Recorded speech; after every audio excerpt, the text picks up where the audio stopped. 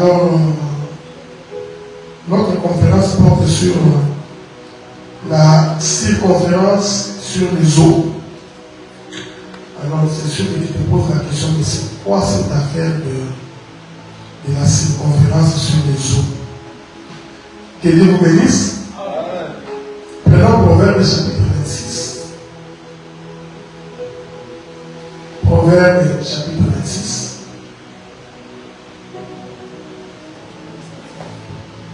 Je voudrais lire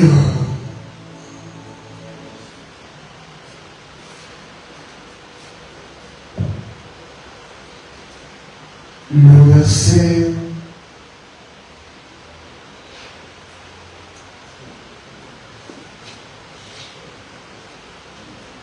non, pas Proverbe, on prend Job chapitre 26. C'est Job chapitre 26, s'il vous plaît. Job chapitre 26. Je voudrais commencer par le verset 9. Il couvre la face de son trône, il répand sur lui sa nuée, il a tracé un cercle à la surface des eaux, comme limite entre la lumière et le ténèbre. Je reprends le verset 10. Il a tracé un cercle à la surface des eaux, comme une limite entre la lumière et les ténèbres. Et le Seigneur bénisse la lecture de l'Écriture. Mais ça va être beaucoup plus sur l'explication parce que ces versets, c'est toute la Bible. Alors, nous allons marcher à l'intérieur sur toute la Bible. Et ces versets, c'est le salut de l'humanité. Alors, peut-être que je suis en train de croire que ce n'est qu'un verset où je ne peux pas clair. La croix est dans ces versets. Le Saint-Esprit est dans ces versets. L'enlèvement est dans ces versets. Alors, j'ai pris que tu sois connecté au ciel pour que nous puissions marcher ensemble jusqu'à ce qu'on va arriver à Canaan. Ok? Job était en train de souffrir. Job, il a souffert, il a tellement parlé que finalement la Bible dit que Dieu va donc sortir de sa nuée, là où il était caché. Alors, je crois l'avoir dit ici vendredi, il va demander à Job de mettre la ceinture, parce que Dieu voulait lui poser des questions pour qu'il puisse répondre. Donc Dieu voulait dire à Job, pour que tu répondes à ma question, ou à mes questions, il faut que tu puisses avoir une ceinture. Sans la ceinture, tu ne peux pas répondre à ma question. On est ensemble, non? Alors la Bible dit qu'un jour, après la résurrection de Jésus, Pierre est retourné pêcher les poissons. Alors que Dieu lui avait déjà dit que je ferais de toi un pécheur. Non. Mais après la mort de Jésus, il retourna pour aller pêcher. Alors il pêcha toute la nuit, il n'attrapa aucun poisson. Et quand Jésus vient le matin, il constate qu'ils n'ont pas attrapé les poissons. Il lui dit, ok, maintenant tu rentres dans la barque, avance-toi. Du côté droit, jette les filets. Alors, il s'est avancé, il a donc jeté les filets du côté droit. J'ai toujours aimé ce qui s'est passé ce jour-là parce que lorsque Pierre jette les filets sur l'eau, les filets étaient toute une prédication. Ce n'est pas moi qui dis, c'est le frère Pierre qui dit que la parole est un filet que l'on jette dans le monde. Vous êtes ensemble? Donc, quand Pierre jette les filets sur l'eau, en réalité, Pierre était en train d'accomplir une prophétie. Il jette les filets frappent l'eau. Attention, ici, j'ai défini l'eau comme étant le monde.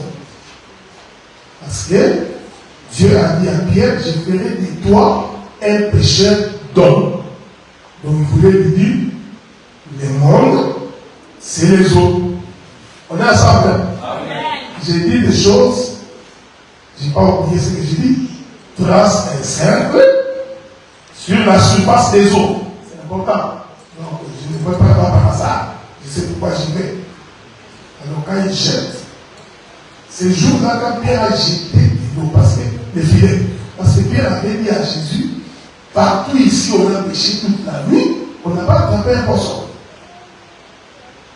Mais comme tu m'as dit, sur ta parole, je jette les filets. Quand il jette les filets, c'est lui qui appelle des choses au néant pour qu'ils viennent à l'existence, a appelé les poissons. Donc ces jours-là, les poissons qui se promenaient dans l'eau dans toutes les directions, quand Pierre a jeté les filets, les poissons ont entendu qu'on nous appelle au rassemblement. Je ne suis pas en train de prêcher. Je ne suis pas en train de prêcher les pécheurs du fleuve Congo. Hein? Mais attention, nous parlons des choses du royaume. Ok? C'est pourquoi il faut avoir l'oreille exercée pour comprendre ce que je dis. Sinon, tu croiras que je te parle de la pêche ordinaire. Quand il jette, le poisson qui était éparpillé ont entendu qu'un filet a été jeté sur l'eau. Ce filet-là, c'est l'Écriture qui dit, mes brebis connaissent ma voix. Lorsqu'ils l'auront entendu. On est ensemble? Donc les poissons ont entendu le filet parler. Alors, la direction des poissons ont changé. Je ne voudrais pas t'exhorter parce que c'est une conférence. Parce que moi je crois que c'est lui qui écoute la parole. La direction des avis doit changer. Les poissons qui allaient à Katakokole, celui qui allait à Massaoussou, celui qui allait à Guémena, à Kisamani, à Moana, dès qu'il a entendu les filets frapper, il a changé de direction. C'est pourquoi nous croyons que pour que quelqu'un vienne au Seigneur, il vient en écoutant les sons du filet. Parce que le filet a un son.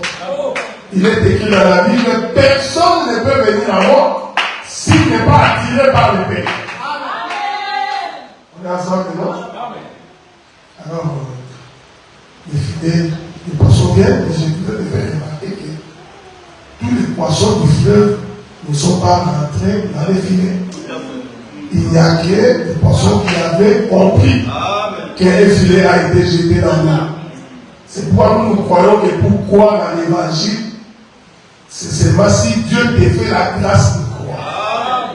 S'il ne te fait pas la grâce, on va te forcer, tu ne croiras pas. Écoutez, Dieu pose la question à Job, as-tu été là quand j'ai tracé un cercle à la surface des eaux? Je voudrais dire, les filets, c'est lui qui est en train de tracer un cercle. Job dit, pour créer la délimitation entre la lumière et les ténèbres. C'est ça qu'on a dit, non? As-tu été là quand j'ai tracé un cercle à la surface des eaux pour mettre une limite entre la lumière et les ténèbres? Vous acceptez que nous rentrions au commencement? Amen. Amen. Parce que moi je crois que si tu comprends le commencement, tu comprends le reste. Amen. L'Écriture dit au commencement. Au commencement, Dieu créa les cieux et la terre. La Bible dit, l'Esprit de Dieu s'est mouvé au-dessus des hommes. Dieu dit que la lumière soit. Ça c'est un verset que vous chantez tout à l'heure. Mais on va décider que c'est un cercle. On trace à la surface des eaux. Dieu dit que la lumière soit et la lumière fut. Écoutez maintenant ce qui suit après. Dieu sépara la lumière d'avec le ténèbre. On est ensemble? Rentrons dans Jean chapitre 26. J'ai relis l'Écriture. Peut-être que tu as perdu de vue. Relisons. Il a tracé un cercle à la surface des eaux, comme limite entre la lumière et les ténèbres. Donc ce verset, c'est la création de la lumière pour délimiter la lumière d'avec le ténèbre. Donc, quand Dieu crée la lumière dans le livre de Genèse, quand Dieu sépare la lumière d'avec le ténèbre, prophétiquement, Dieu traçait un cercle sur la surface des eaux. Soyez en paix, parce que je vais m'expliquer.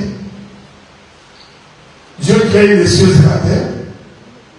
Il n'y eut que des ténèbres à la surface des eaux. On est ensemble, hein? Donc, toute la surface des eaux était dans les ténèbres. Maintenant, quand Dieu crée la lumière, le souci de Dieu, c'était de séparer la lumière d'avec les ténèbres. Cela veut dire, en d'autres termes, avant cette séparation, et les ténèbres et la lumière étaient ensemble.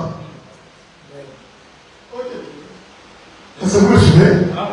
Il faut me suivre attentivement parce que ce que je vais dire va être profond, parce que tu vas te poser la question, comment la lumière a été ensemble avec les ténèbres?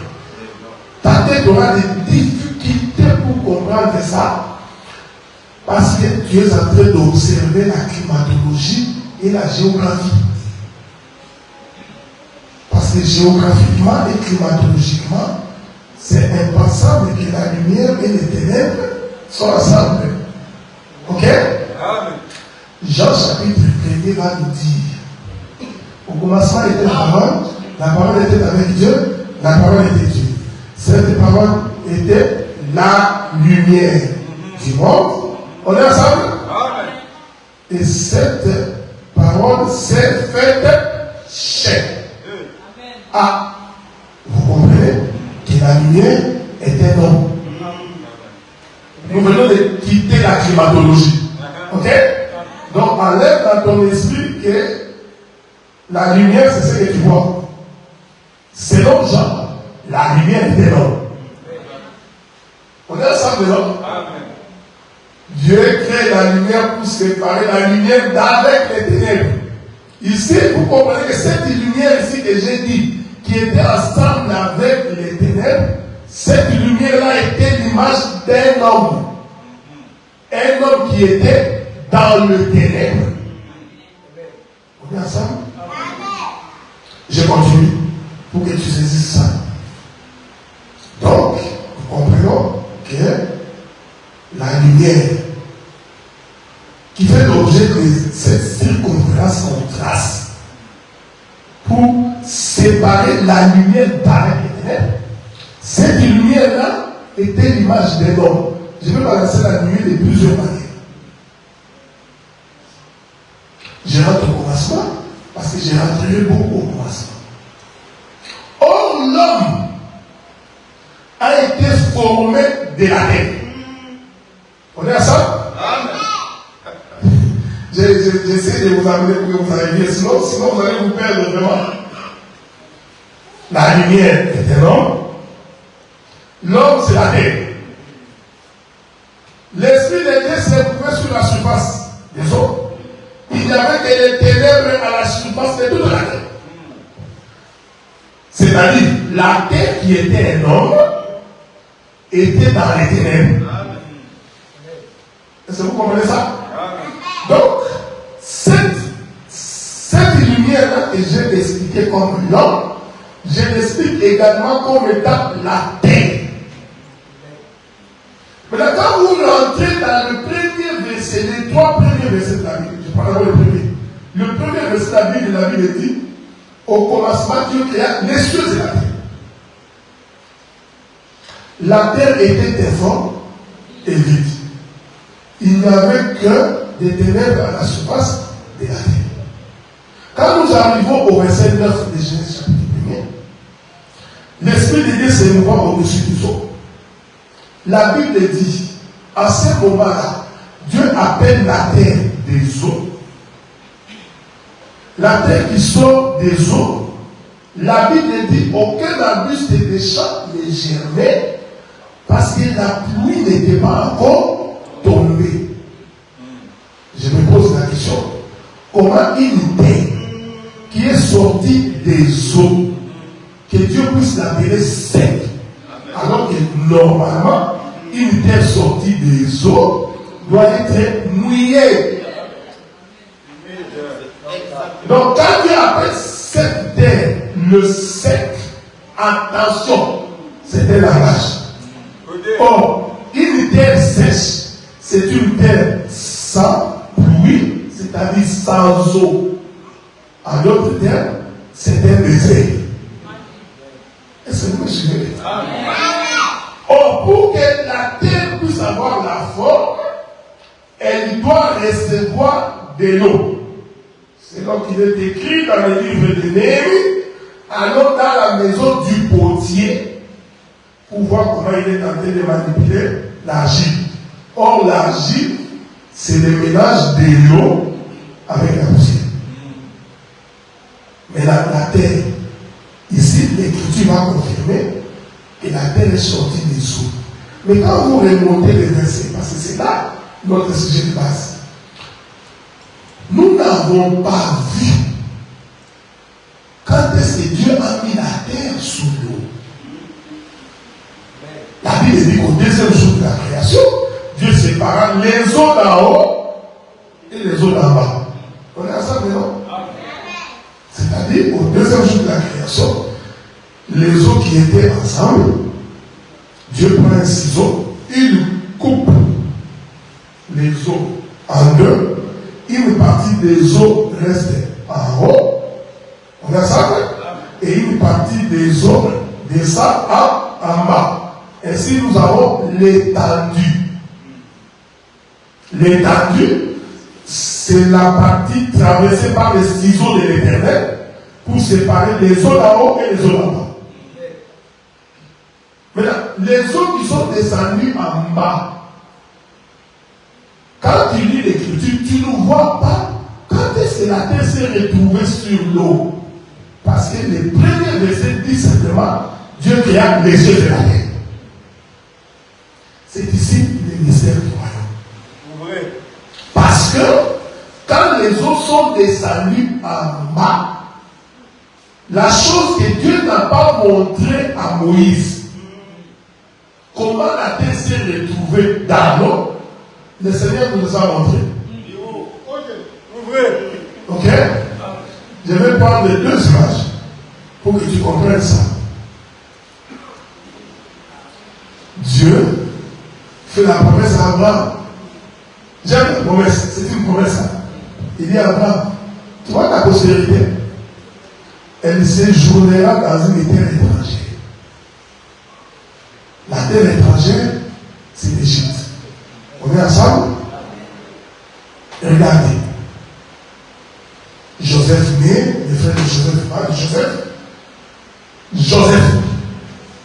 Vous ne vous êtes jamais posé la question pourquoi Joseph a été vendu en Égypte? Oh, c'est Joseph qui a été vendu en Égypte. C'est lui la terre qui va descendre dans l'eau. Je répète, c'est très important.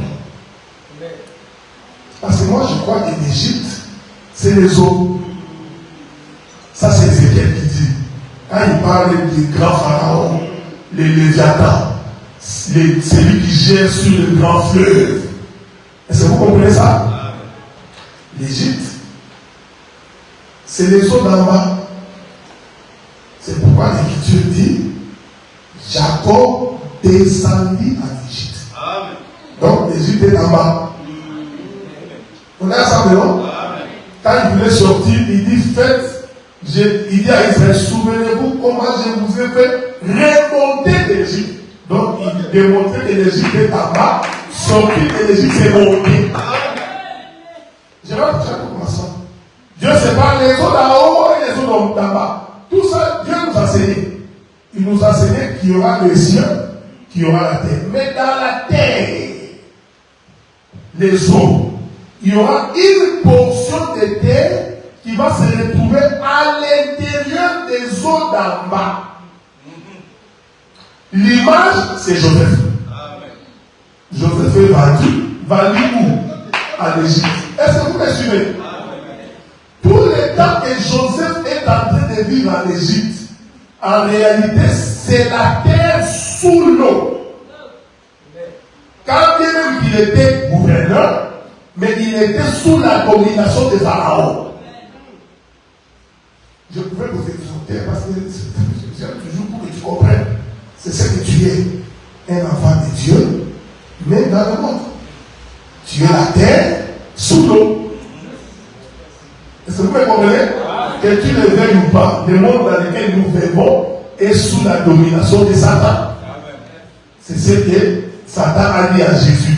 Si tu te prosternes devant moi, je te donnerai, parce que tout ça là m'appartient.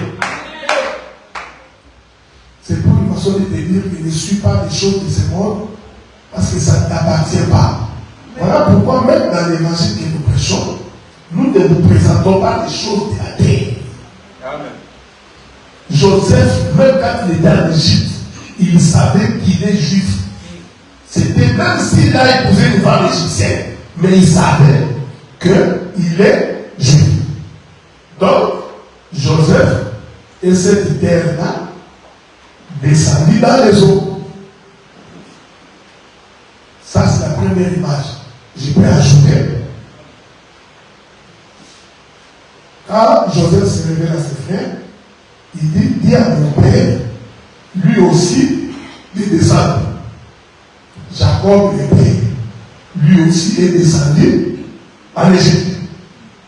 On est ensemble, non? Ici, il y a beaucoup de mystères à expliquer. Parce que Joseph et Jacob en Égypte, c'est ça Jésus-Christ sur la terre. Quand il disait qu'il m'a vu avec le Père, je suis avec le Père est à moi. C'était tout le temps qu'il vivait sur la terre. C'était le Père et le Fils ensemble. Il dit à Philippe, Philippe, tout le temps que je suis avec toi, tu ne sais pas de qui m'a vu avec le Père. C'est Joseph qui a dit. Mais écoutez, Dieu dit à Job, est-ce que tu sais qui a tracé un cercle à la surface des eaux? Joseph va prophétiser sur les cercles qu'on va tracer. Quand il s'approche pour mourir, il réunit ses frères.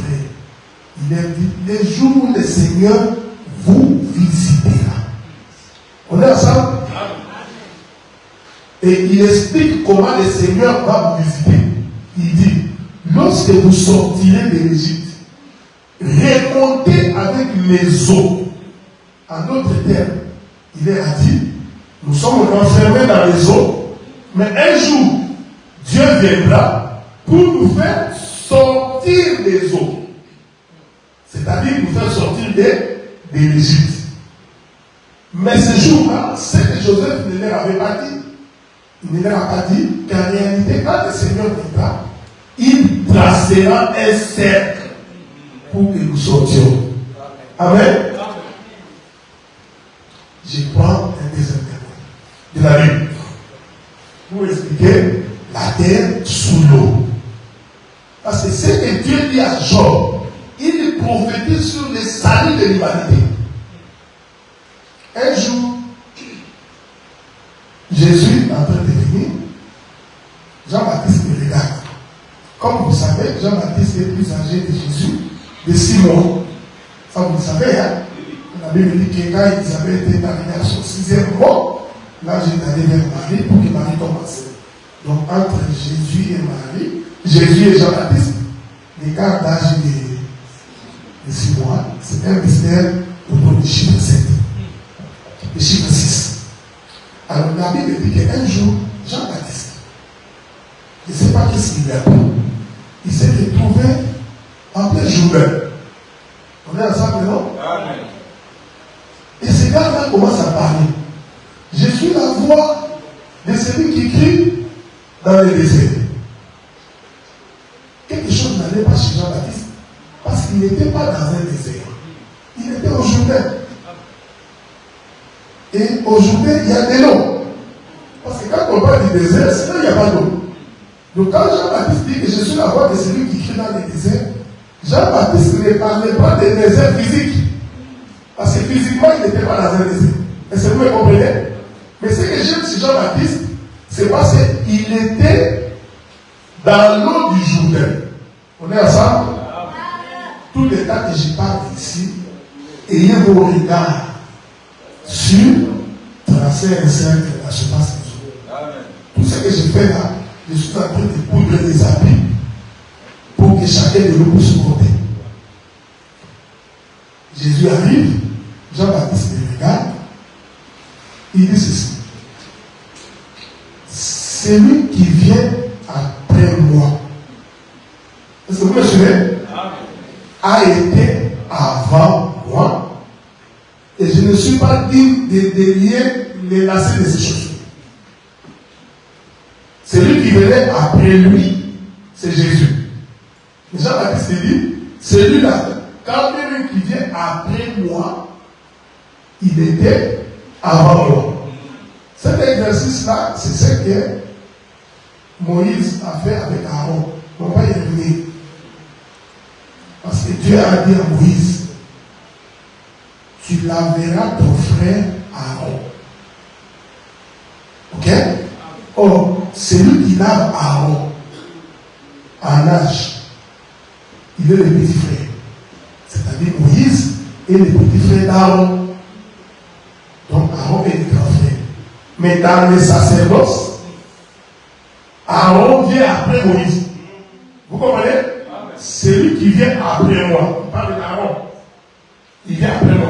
Mais en réalité, celui-là a existé avant moi, parce qu'Aaron est le grand frère. Jean-Baptiste a répété la même phrase. Celui qui vient après moi, là, en réalité, a existé avant moi. Ça, c'est la Bible. Vous comprenez? Je suis en train d'expliquer comment la terre s'est retrouvée sous l'eau. Dieu dit à Moïse, tu prendras Aaron, tu le laveras. En d'autres termes, tu vas baptiser Aaron. Donc tu prendras Aaron, tu le mettras dans l'eau. Que la paix du Seigneur soit avec nous. Donc, Moïse prend Aaron, il le met dans l'eau. Quand il finit de le mettre dans l'eau, il le fait sortir, il le fait revêtir des vêtements sacerdotaux. Ensuite, il dit, tu es consacré sacrificateur. Quand Jésus venait, Jean-Baptiste va répéter ça. Il voit Jésus dire, non, toi, je ne peux pas te baptiser. Jésus lui dit, Jean, faisons ce qui est juste. Ici, la justice, notre question, ce n'est pas les Français. Qu'est-ce qui est juste? C'est vrai que je suis le grand frère. Mais comme je viens après toi, sous le soleil, comme au commencement, Moïse a caché comment on avait mis la terre sous l'eau, il faut que tu en apportes de la révélation. Donc quand Jean-Baptiste prenait Jésus et le mettait dans l'eau, c'était l'image de la terre qui rentrait sous l'eau. Est-ce que vous me comprenez? Maintenant, quand Jésus rentre, parce que le baptême veut dire immersion, on doit te plonger complètement. Hein? Donc le baptême, ce n'est pas. Quand nous disons que le baptême, ce n'est pas mettre de l'eau sur la tête, ce n'est pas sauter des drapeaux. C'est tout un enseignement. C'est-à-dire que la terre doit être complètement engloutie. C'est pourquoi l'écriture du commencement dit l'Esprit de Dieu s'est levé au-dessus des eaux. Il n'y avait aucune apparition de la terre. Quand l'Esprit de Dieu s'est levé là, j'ai dit il n'y avait aucune apparition. Toute la terre était sous l'eau. Est-ce que vous me suivez là? C'est pourquoi le vrai baptême, on doit te faire rentrer complètement dans l'eau. Donc si tu as un baptême, tu ne peux pas rentrer. Il faut recommencer ton baptême. Comme on a des pasteurs aujourd'hui, il a tellement peur de mourir. On a des pasteurs qui ont peur. Le pasteur qui baptise, nous, il a peur de l'eau. Le pasteur a baptisé un frère, tous les deux ont été noyés. Je ne crois pas à ça. Moi, je ne crois pas que c'est le bon baptême. Moi, t'es baptisé, moi. Je connais Dieu. Et l'eau nous apporte nous deux. Ce n'est pas Dieu. Si tu souvent les pasteurs étaient emportés avec le mondiminado. C'est pas que Dieu n'est pas dans ces choses.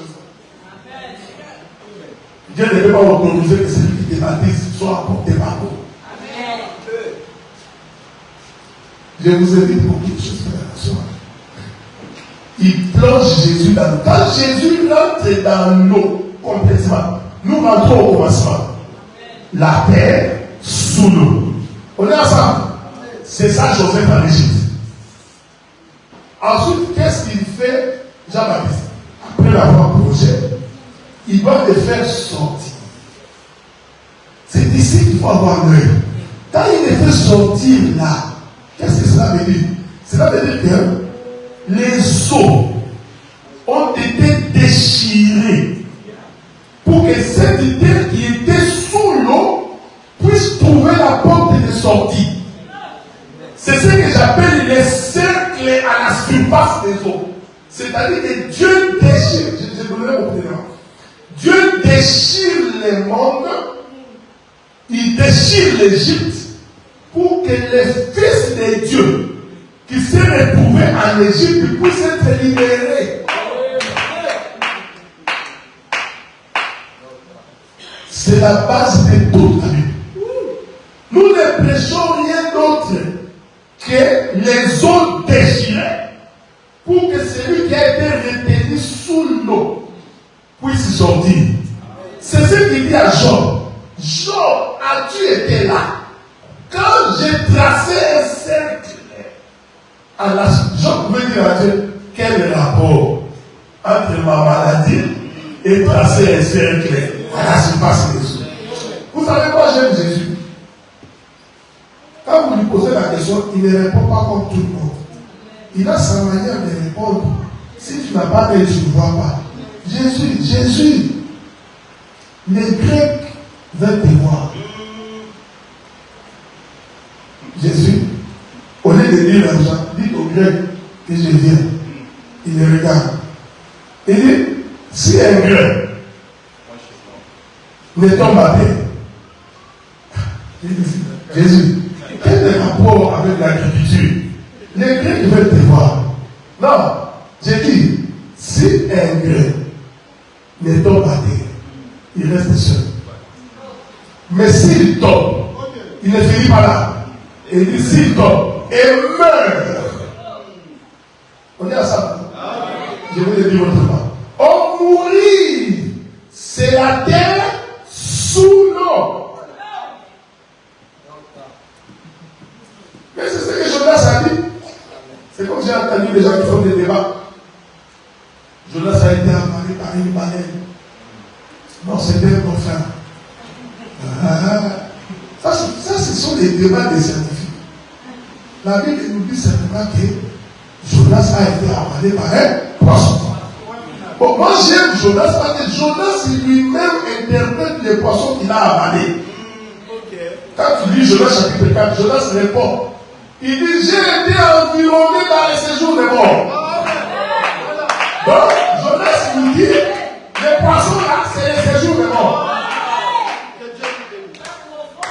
Ne viens pas nous condamner, parce qu'un homme ne peut pas rentrer dans les ventes et dire, il va aller replier. Non. Il aura des points pour respirer. Vous comprenez? Jonas lui-même a interprété.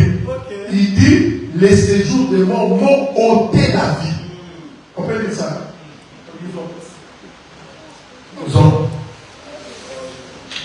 Jonas.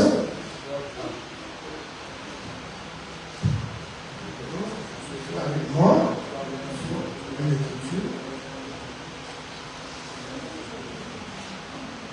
Après, Jérémie, je crois.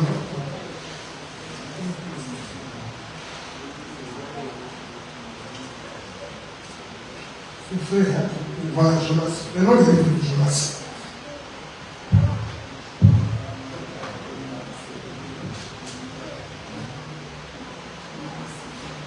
Bon, je vois Jonas chapitre 4. Jonas chapitre 4. Je pourrais le monter plus tard. Je vais m'assurer que c'est le bon verset que je dois vous lire.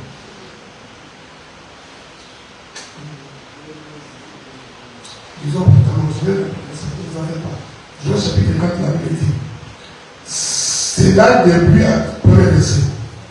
C'est là depuis fort à Jonas, il fut irrité. Non, ce n'est pas ça. Jonas chapitre 2.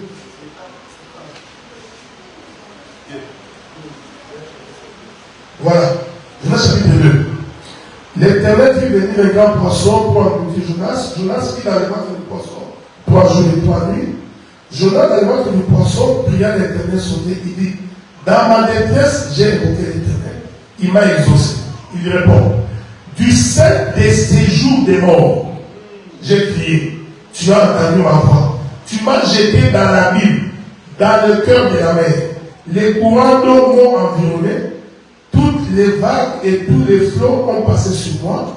Je disais, je suis chassé loin de ton regard, mais je verrai encore ton Saint-Temple. Les eaux m'ont ouvert jusqu'à m'ôter la vie. Amen. Ok? Amen. Jonas confirme qu'il était mort. C'est écrit. Il dit que les eaux m'ont ôté la vie. Je vais vous éviter parce que tout ça là, c'est les deuxièmes jours de la création. Dieu sépara les eaux d'en haut avec les eaux d'en bas. Parce que quand vous lisez, Jonas dans le verset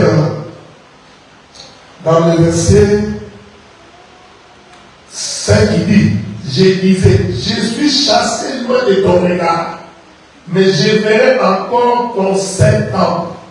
On est ensemble? C'est ce que Jonas dit ici. C'est ça Adam. Quand Jonas dit, je suis chassé loin de ton regard. Cette écriture concerne Adam. Adam qui était dans la présence de Dieu, après avoir péché, Dieu le chassa. On est ensemble, hein? Amen. Attention. Amen. Vous voyez cet Adam-là que Dieu chasse. Il le chasse sortant d'Éden vers le monde. On nous avait expliqué le monde comme étant le feu, comme étant l'eau. On est ensemble, non? Donc Adam, c'est aussi lui, cette terre qui rentre dans nous. Mais Dieu savait que Adam va revenir. C'est pourquoi lui-même Dieu dit non, mettons les chérubins à la porte pour empêcher cet homme ici de revenir. On est ensemble, hein? Parce que c'est parce que nous croyons qu'un véritable enfant de Dieu, même quand il pêche et que Dieu le chasse, il doit revenir. Amen. Nous n'avons pas la conviction qu'un enfant de Dieu peut se perdre. Amen. Aller en enfer. Amen. Même en enfer, même s'il descend, l'enfant de Dieu, Dieu viendra le chercher. C'est ça l'espérance que nous avons. Ce n'est pas de notre faute, c'est la faute de Dieu. Si Dieu pouvait chasser Adam nu, Adam serait perdu. Voilà. Oui. Si Dieu chassait Adam nu, Adam serait perdu. Adam a péché. Dieu pouvait se dire, comme tu as péché, sors. Il dit non, attends, toi avant de te chasser, je vais d'abord te faire un vêtement. Il lui prit la peau de l'animal, il lui revêtit à Adam. Il dit, maintenant que je t'ai fait un vêtement, tu peux sortir. Quand Adam sort, il sort avec les vêtements de son père qui lui a fait porter. Même si les démons regardaient Adam, même dans son état de péché, les démons voyaient ici. C'est lui là, il a les vêtements de son père. Et moi je dois faire. Même si je pêche, je reste avec la semence de Dieu.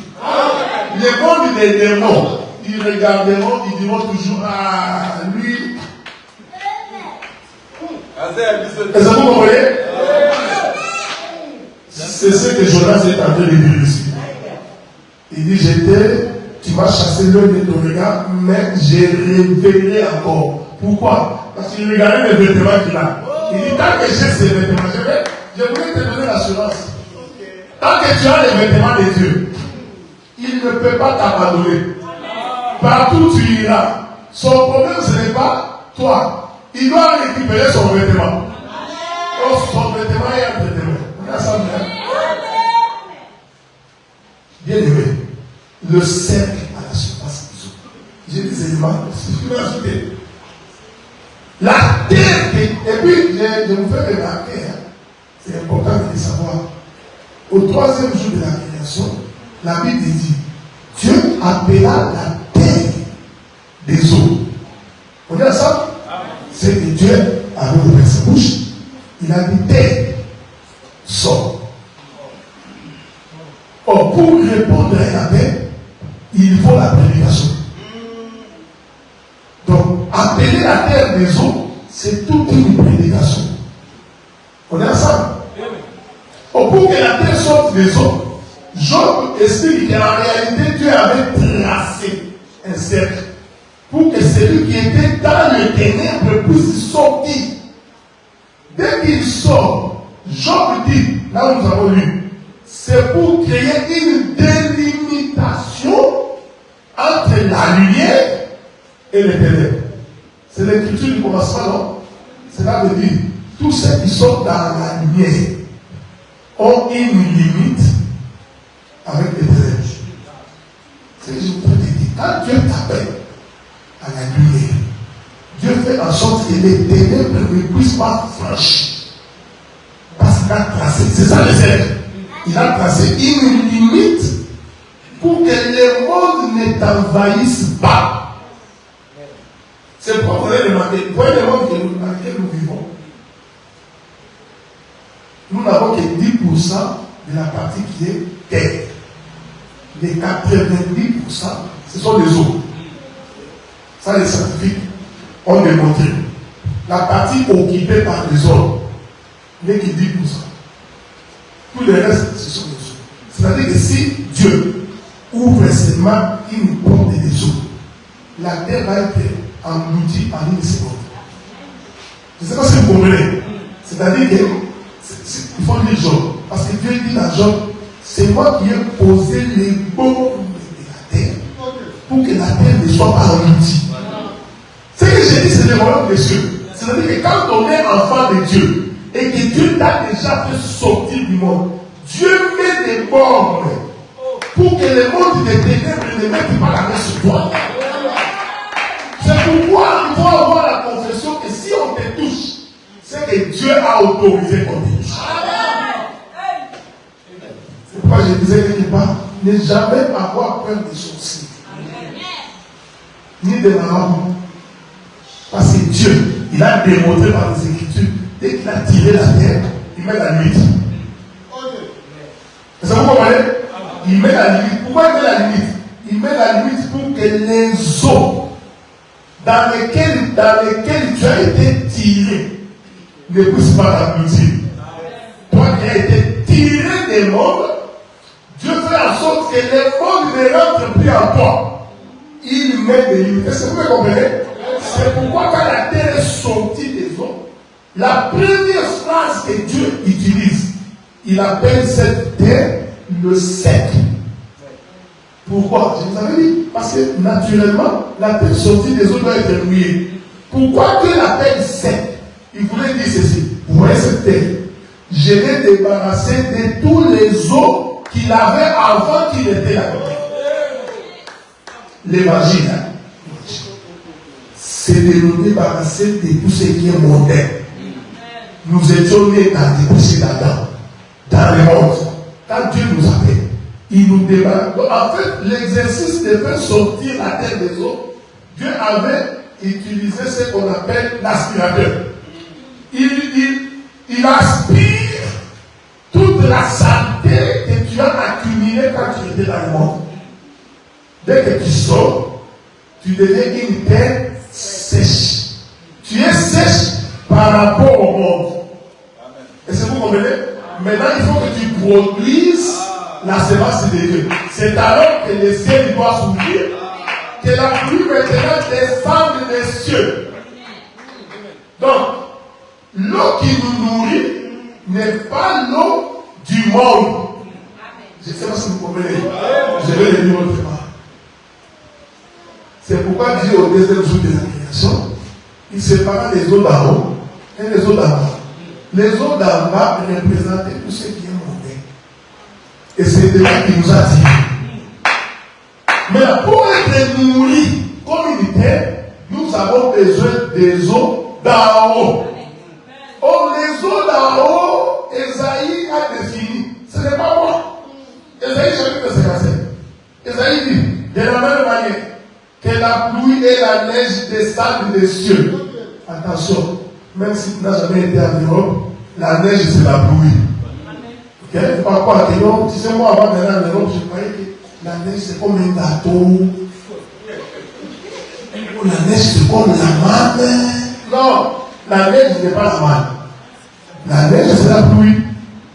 Est-ce que vous comprenez? Prenez la neige, mettez au sommet, c'est de l'eau.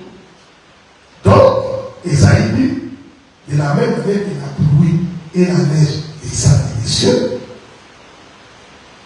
il continue. Féconde la terre et fait germer les plantes. C'est-à-dire que si la pluie ne tombe pas, la terre ne peut pas tomber enceinte. Un. Deux, aucun arbuste des champs ne peut germer. Attention, Dieu ne parle pas de la géographie ou de l'agriculture. Il voudrait dire, une fois que tu es sorti du monde, pour que tu produises les fruits dignes de la repentance, il faut que le ciel souffle. Et il faut que la pluie du ciel tombe. Cette pluie du ciel, c'est la parole. C'est ce que Esaïe dit. Ainsi en est-il de la parole qui sort de ma bouche. Donc j'ai compris que les cieux ont une bouche. Et quand il ouvre sa bouche, la parole est... On est ensemble, non?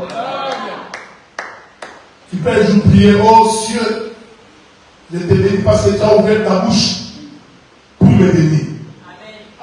Non, pourquoi ne tu parles de ces cieux ici? Non, non. Les cieux dont je parle ici, c'est l'éternel Dieu. C'est ce que vous comprenez? Il croise un homme qui est aveugle. Il dit, tu veux quoi? Je veux voir.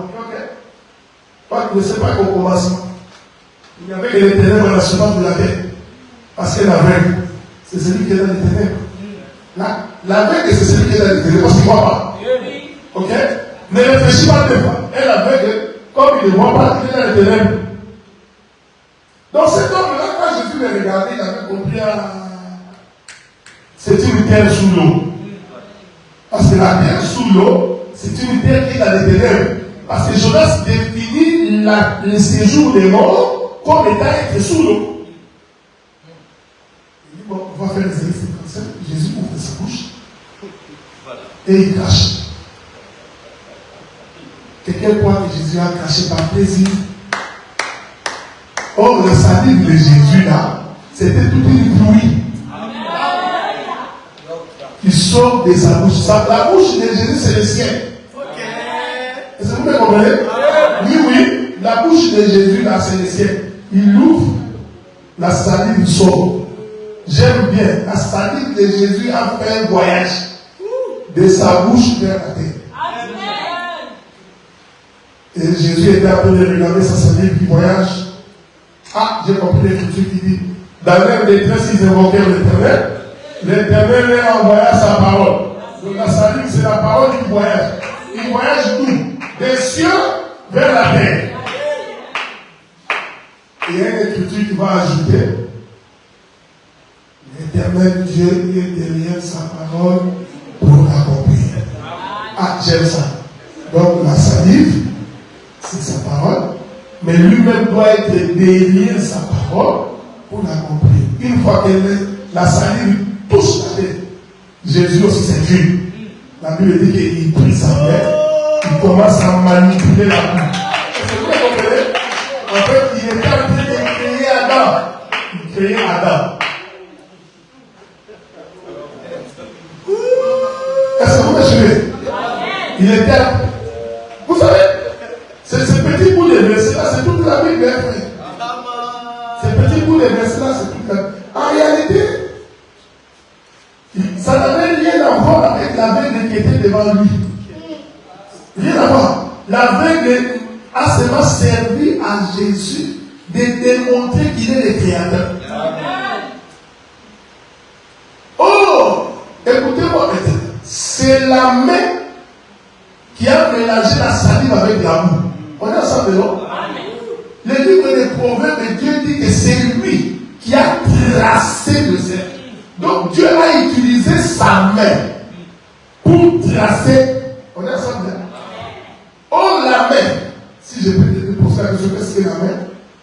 n'as pas d'autre chose de lui montrer que ta main. Or, ta main a cette gloire. Jésus voulait leur dire, genre, il voulait dire, en réalité, c'est le ministère de la parole qui déchire les eaux. Est-ce que vous me suivez? C'est le ministère de la parole qui déchire le monde, frère. C'est pourquoi l'Église doit avoir le souci de la parole. La parole est la chose la plus importante. Ce ne sont pas des danses. Moi, j'ai toujours été étonné des musiciens. La plupart des musiciens, ils chantent quand nous prêchons et ils sortent. Vous êtes des candidats pour la faire.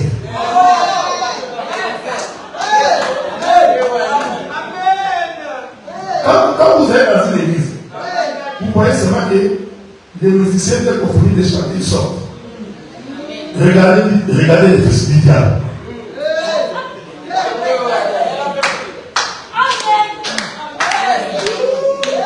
Est-ce que vous pouvez comprendre? Les musiciens ne sont pas importants. Ce qui est important, c'est la parole. Et le diable le sait. C'est pourquoi vous avez remarqué. Quand il s'agit de danser, les gens dansent. Mais dès qu'on commence la prédication,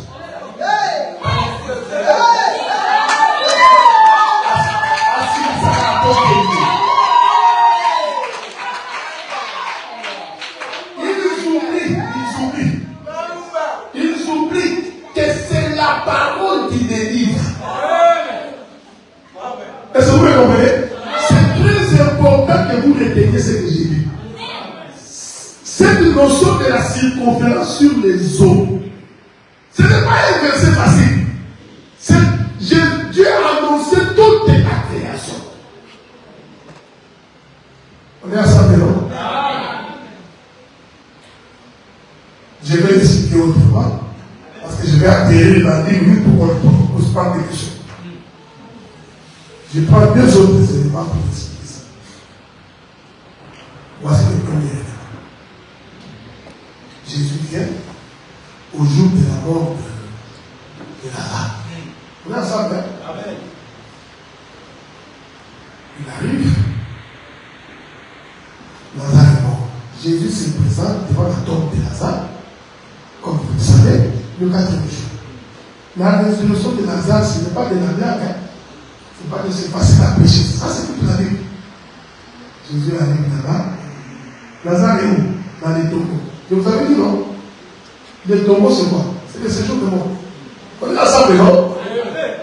Selon Jonas, Lazare était dans le séjour de mort. Donc Lazare était dans les tombeaux. C'est-à-dire, je peux le dire autrement, Lazare était la terre sous l'eau. Je vous fais remarquer qu'il y a eu beaucoup de morts en Israël. Jésus n'est pas parti dans les deuils de tout le monde. Jésus est parti dans les deuils de son ami. Il faut jamais prêcher. Dieu va sauver tout le monde. Ça là, c'est les Français. Dieu a tant aimé les morts, il a donné son fils unique. Ne te limite pas là parce que le verset continue. Toi, tu te limites. Tu as coupé l'autel. Dieu a tant aimé les morts qu'il a donné son fils unique. Tu vois, frère, Dieu a tant aimé les morts. Continue. Le verset dit, avec quiconque. La Bible ne dit pas qu'avec tout le monde, non. Avec quiconque.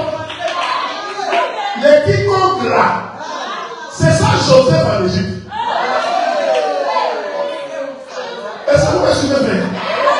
Je voudrais te dire, si Joseph n'était pas descendu à l'Égypte, Jacob ne serait jamais venu en Égypte. Qu'est-ce que Jacob a à voir avec les Égyptiens? Si Jésus a quitté le ciel, qu'il est descendu, c'est à cause d'Adam. À cause d'Adam, le fils, je vais ouvrir une parenthèse, je vais fermer pendant qu'on y est. Donc vous savez que Adam a eu d'autres enfants qui ne lui ressemblaient pas. Ça, vous savez. Je vais vous dire. Quand Dieu veut créer Adam, il y a une phrase magistrale que Dieu utilise. Créons-nous à notre image, selon notre propre ressemblance. On est ensemble? Je ne suis pas des Français. Quand tu entends notre, tu commences à dire Dieu était avec des âges. Non. Dieu était seul. Ok? Quand Dieu dit créons, le pluriel de Dieu, ce n'est pas toi. C'est Dieu, lui seul, dans ses attributs. Il est Dieu, le Père, c'est lui. Il est Dieu, le Sauveur, c'est lui. Il est Dieu, le Rédempteur, c'est lui. Il est Dieu, le Saint-Esprit. Donc ça veut dire que c'est tous ces attributs-là que Dieu appelle nous. C'est vous comprenez ça? Ce n'est pas les Français qui voient nous pluriel, c'est Dieu, le Père, le Fils et le Saint-Esprit. Et puis comme tu comprends bien, on te pose la question, donc Jésus c'est le Fils, donc le Saint-Esprit c'est la mère, au carré. Parce que tu penses que Dieu réfléchit comme nous. Nous là, c'est Dieu dans ses attributs. C'est pourquoi tu descends le verset de Genèse dans la question de l'homme. Tu verras qu'après avoir que Dieu ait dit nous, à la fin il dit, et Dieu créa l'homme à son image. Il prend le nous, il est réduit en lui. On est ensemble là? Regardez maintenant. Il y a une phrase magistrale que Dieu a utilisée. C'est la notion de la ressemblance. Créons l'homme à notre image. C'est notre propre ressemblance. On est d'accord? Donc Adam ressemblait à son père. Maintenant, quand Adam donne naissance à Caïn et Abel, cette phrase n'est pas utilisée. Caïn tue Abel. Vous êtes connaissez ça, hein? L'écriture maintenant poursuit. Adam, âgé de 130 ans, engendra un fils à son image et à sa ressemblance. On va répéter les termes que Dieu avait utilisés pour créer Adam. On les répète dans la naissance de Seth. Est-ce que vous me suivez? Pourquoi Moïse donne cette précision? Moïse donnait la précision pour dire ceci, qu'en réalité Adam a eu d'autres enfants avant les 130 ans. Le problème c'est que ces enfants-là ne lui ressemblaient pas. Quand c'est lui qui lui ressemble va naître, le prophète Moïse récupère le terme ressemblance pour attirer notre attention sur la généalogie de Jésus. Est-ce que vous me suivez? Parce que c'est cette descendance-là qui naîtra le fils de Jésus-Christ. C'est pourquoi quand on cite la généalogie des fils d'Adam, on ne cite pas Caïn, mais c'est pas nous. Caïn a eu aussi des enfants. Est-ce que vous comprenez ce que j'ai dit? Donc la notion de la ressemblance est importante parce que ça renvoie à la pensée du Fils selon l'élection de Dieu. Est-ce que vous me comprenez? C'est-à-dire, je confirme qu'Adam a eu d'autres enfants parce que la Bible dit Ève était la mère de tous les êtres vivants.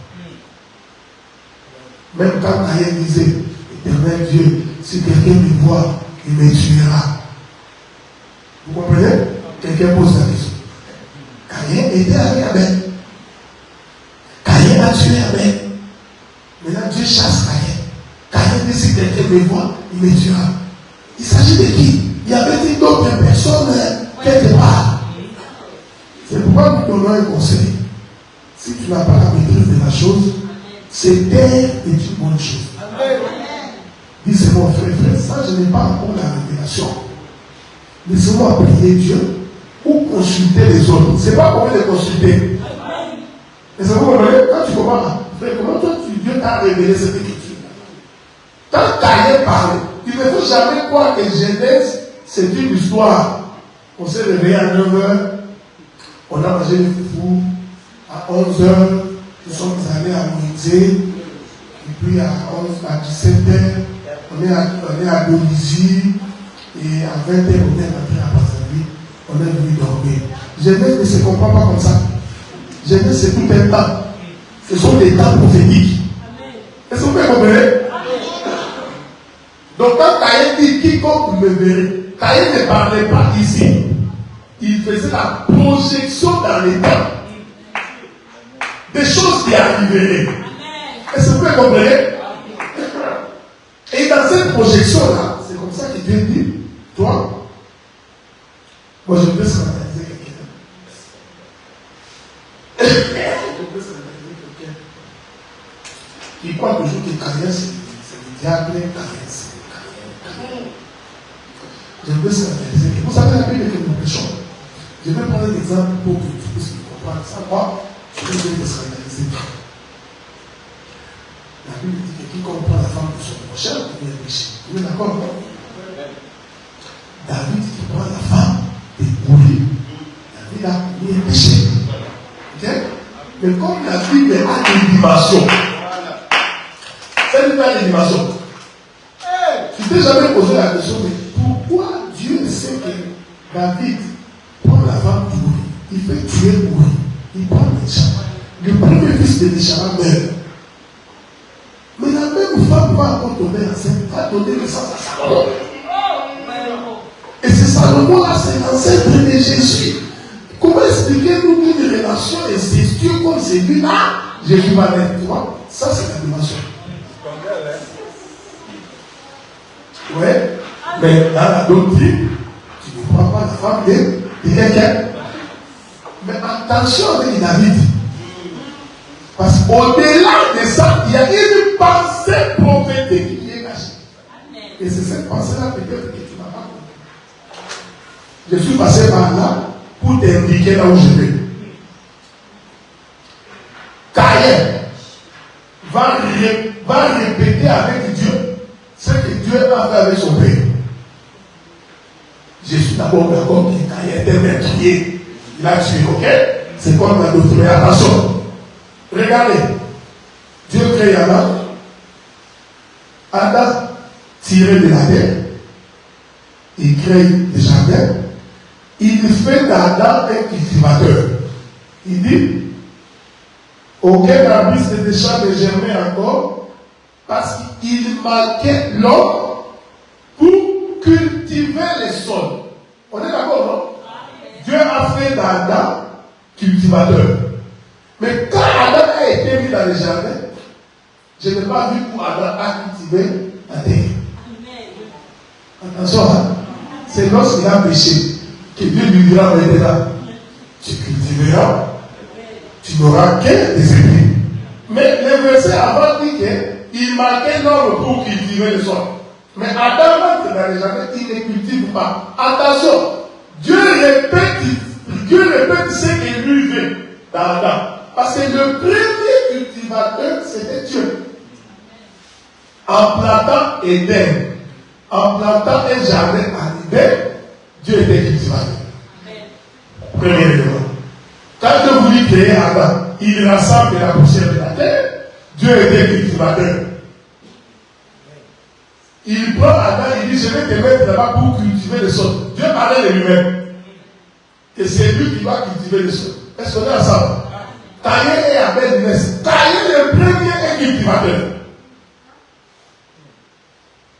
Maintenant, regardez. Quand Adam a péché, qu'est-ce que Dieu a fait? Il dit, bon, je vais quand même te chasser. Toi, j'aime Dieu. La Bible, vous savez, la Bible est là.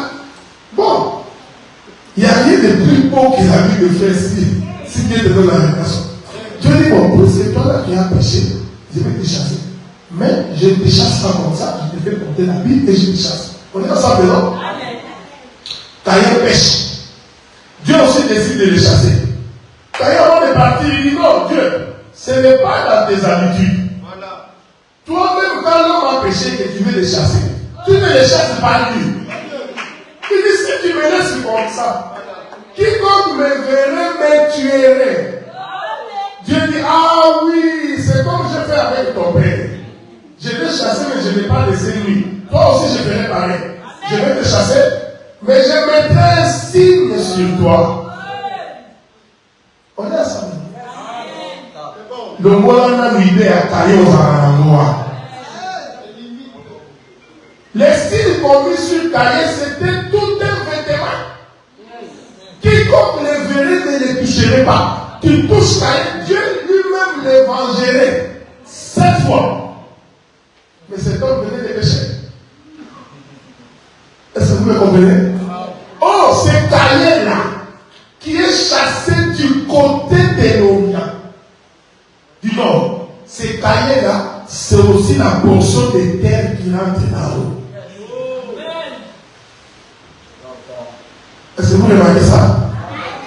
J'ai demandé, alors il faut conclure parce que j'ai une idée que je voulais dire avant de prendre des questions. Observez.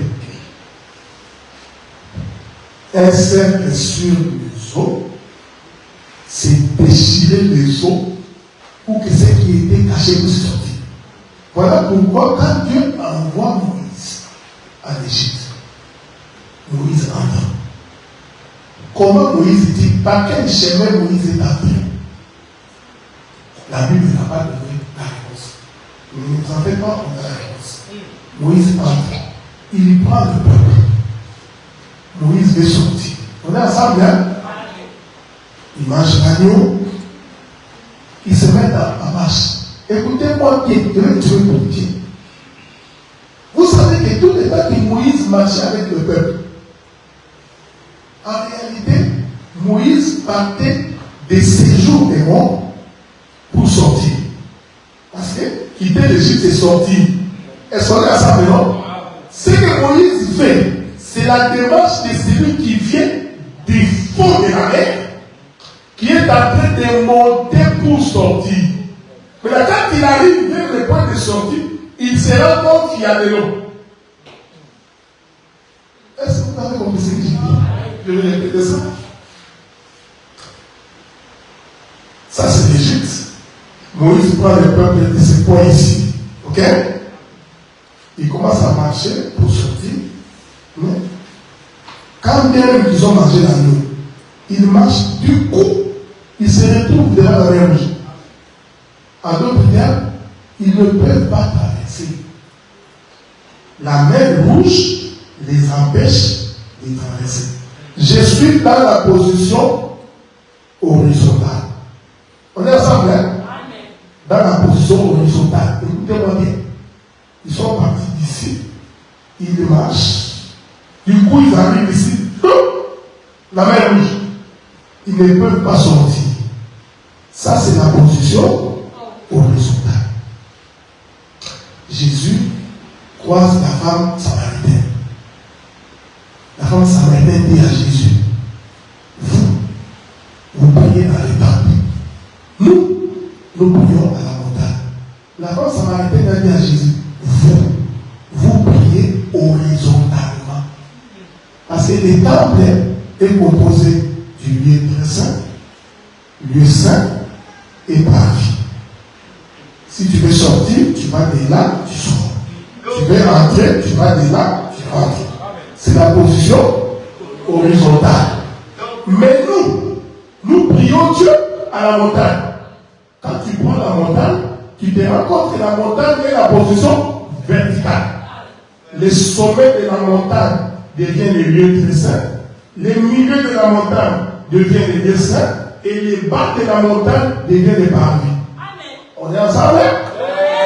Écoutez, Moïse prend le peuple, il fait la marche horizontale, il arrive, main rouge, il ne peut pas traverser. Je m'en vais épouser la femme samaritaine. Ok? Laissez-moi embrasser la femme samaritaine. La femme samaritaine dit non, la prière est verticale, elle n'est pas horizontale. Alors je dis Moïse, tu as déjà fait l'horizontale, faisons la verticale. Je prends la marche de Moïse, je le mets debout. Est-ce que vous comprenez? Donc Moïse a pris le peuple au bas de la montagne, c'est-à-dire vers les fonds de la mer. Il marche, il arrive là, il ne peut plus sortir. Pourquoi? Parce qu'il y a la mer. Est-ce que vous me comprenez?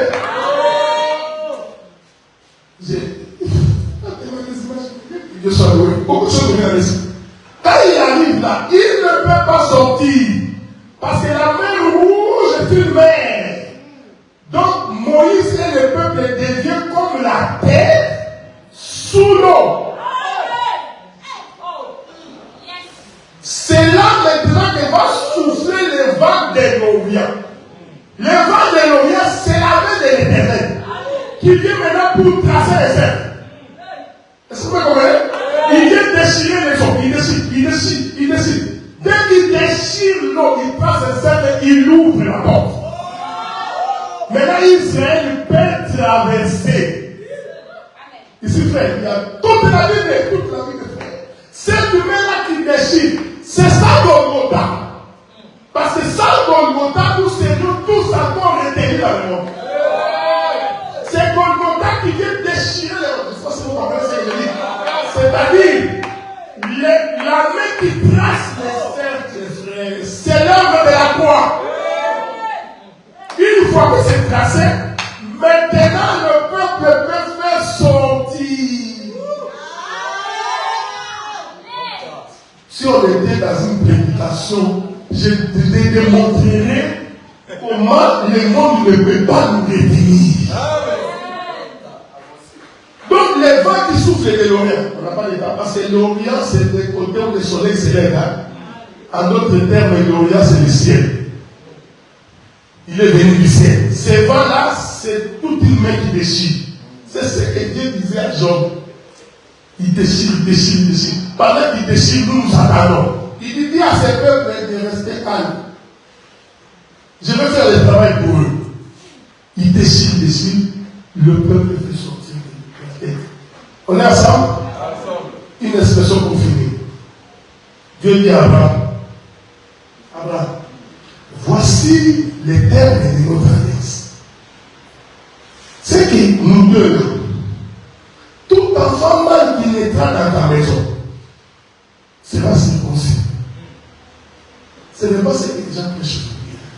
Les termes de l'alliance. Il faut faire alliance avec Dieu. Les termes de l'alliance. Ce n'est pas le parti politique. Quand tu es en train de crier là, parti, viva! Nous allons remporter les élections. Ça, ce n'est pas les partis politiques. Alors tu vois, il y a des thèmes, alliance. Il faut faire alliance avec Dieu. Tu es Dieu des alliances. Attention avec la Bible. Tu vas aller embrasser la sorcellerie sans le savoir. Dieu dit, écoute Abraham. Les signes. Dieu n'a pas dit que c'est l'alliance. Il dit les signes. Ce que je t'ai dit est des signes. Les signes de notre alliance à toi. Tout enfant mâle qui naîtra dans ta maison sera circoncis. Ok? Donc cela veut dire si tu as des filles, si tu interprètes ça comme ça, c'est que les filles ne seront jamais sauvées.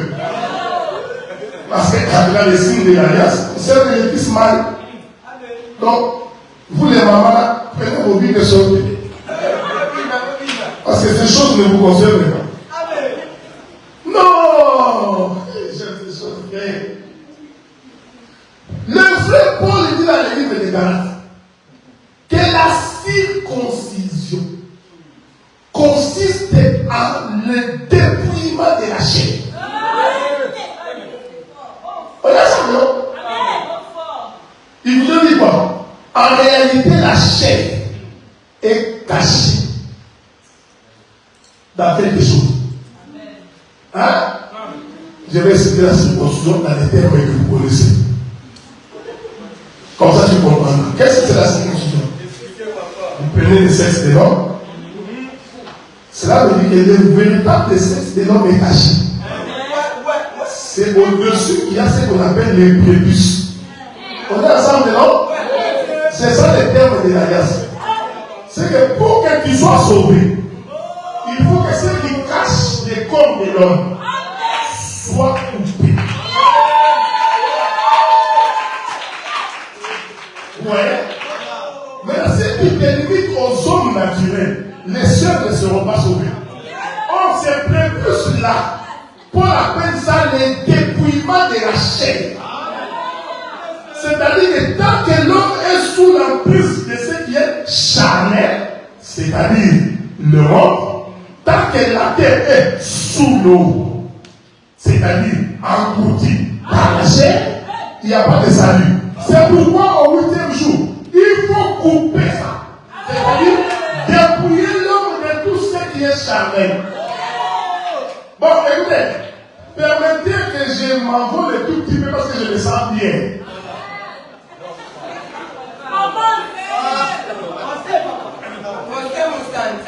Écoutez, Hébreu dit ceci. Christ voulant entrer dans le monde. Est-ce que vous suivez? Oh, Christ, c'était l'esprit. Christ ne peut pas mourir. Vous l'avez ensemble, hein? Il faut faire la différence entre Christ et Jésus. C'est très important. Christ, c'était l'esprit. L'écriture dit Christ voulant en Hébreu chapitre 10. Christ voulant entrer dans le monde. C'est-à-dire, l'esprit voulait entrer dans le monde. On est ensemble? Mais comme Dieu n'a pas voulu ni sacrifice, ni holocauste, l'écriture dit, tu m'as fait un corps. Donc, le Christ est entré dans un corps. Attention, c'est corps. C'est le monde. Le Christ là, c'est la terre qui rentre dans le monde, qui est enveloppée. On est ensemble? Mais quand Jésus est en train de marcher, en réalité, c'était le monde qui marchait. C'est pourquoi nous avons la confession que Jésus ne peut pas mourir, et Christ ne peut pas mourir. Est-ce que vous suivez? J'ai une écriture qui va me soutenir, parce que l'esprit ne meurt pas. Pendant que Jésus marchait, c'était l'esprit dans un corps. Parce que le Père était l'esprit. C'est pourquoi il disait qui m'a vu a vu le Père. Mais le Père est dans un corps. Mais là, quand il marche, il marche. Quand il s'approche pour mourir, la Bible dit Dieu va accumuler sur lui tous les péchés. Au point où il est devenu non pas un pécheur, mais le péché. Est-ce que vous comprenez? Ça te permet de comprendre que ce qui a été crucifié sur la croix, c'est le péché. Maintenant, quand on prend Jésus, on le crucifie. Deux mouvements prophétiques vont s'accomplir. J'explique le premier mouvement. Les soldats reviennent bien. Ah, celui-là, il n'est pas encore mort. On brise les pieds. Il meurt. Jésus est terminé, hein? On est ensemble, non? Les gens de la Bible, ils ont sauté Jésus. Alors que logiquement, il devait aller de là, ici et là-bas. Ils ont sauté Jésus. Ah, lui aussi n'est pas mort. Il rentre chez Jésus, il trouve qu'il est déjà mort. Mais il s'est posé un problème. Il faut que Dieu trace un cercle à la surface des eaux pour que ce qui était caché sorte. Ah, les soldats ont dit apportez-moi une lance. Est-ce que vous me suivez? Les soldats prennent la lance. L'écriture dit il déchira la chair de Jésus. Il perça les côtés. Est-ce que vous me suivez? Quand il perce les côtés, la Bible confirme. L'eau et le sang se sortent. Au quand l'eau et le sang sortent, cela veut dire qu'il y a une naissance. On est ensemble, non? C'est-à-dire l'esprit se sépare de la chair. Nicodème, tu ne peux pas hériter le royaume des cieux si tu n'es né de nouveau. C'est-à-dire qu'il doit mourir dans ta chair et naître de l'esprit. C'est pourquoi il dit à Israël, à Pharaon, laisse sortir mon fils premier-né de l'Égypte. On est ensemble. Pour que Israël sorte, ils sont comme un fils premier-né, Mais il fallait que la main rouge soit déchirée. Je vous pose la question. Est-ce que la main rouge est rouge?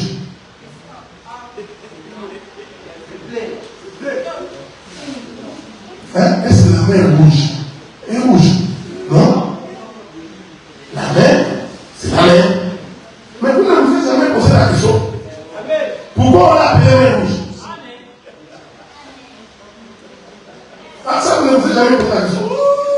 Mais c'est le signe de la circoncision. Regardez.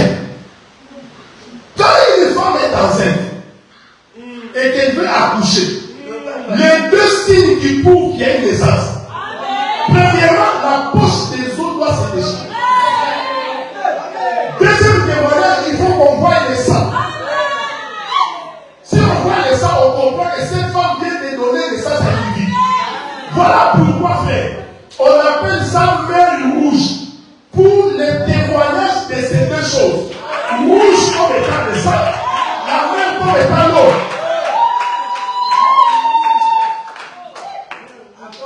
Ces gestes-là, c'est les cercles que l'on trace à la surface des eaux. Bon, regardez. C'est pourquoi nous nous croyons que pour rentrer au ciel, il faut être converti. Or, la conversion, c'est ça, déchirer la chair. Accepter d'abandonner la chair.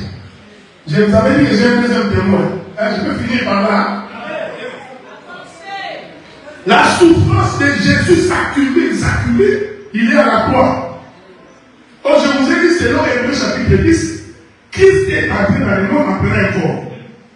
Quand il arrive sur la croix, pour témoigner des déchirements des os, Jésus va crier sur la croix: Père, Père, entre tes mains, j'ai remis mon esprit. Vous voulez dire quoi? Jusque-là, l'esprit était retenu dans ses corps. Est-ce que vous me suivez? L'esprit était, c'est ce qu'il avait dit. En réalité, dans l'homme, c'est l'esprit. Donc l'esprit est dans le corps de l'homme. Mais pour sortir, rentrer dans l'éternité, il faut que l'esprit sorte de ce corps. C'est ça, 1 Thessaloniciens chapitre 4. Nous allons abandonner ce corps de péché pour que l'esprit rentre. C'est ce que Jésus dit sur la croix. Paix entre tes mains. C'est-à-dire l'esprit venait de quitter la chair pour sortir. Mais c'est pas la circoncision. On déchire la chair pour que l'esprit sorte de là. C'est bon?